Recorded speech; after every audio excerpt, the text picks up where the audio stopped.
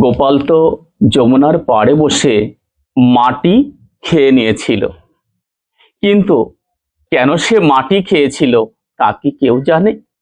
ভগবানের অনন্ত লীলা।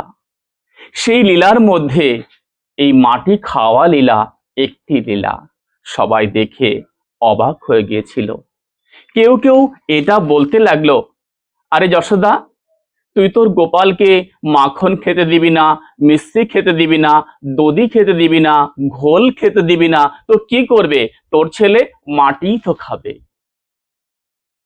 ভগবান যে কেন মাটি খেয়েছিল তা তো তিনি একমাত্র জানেন।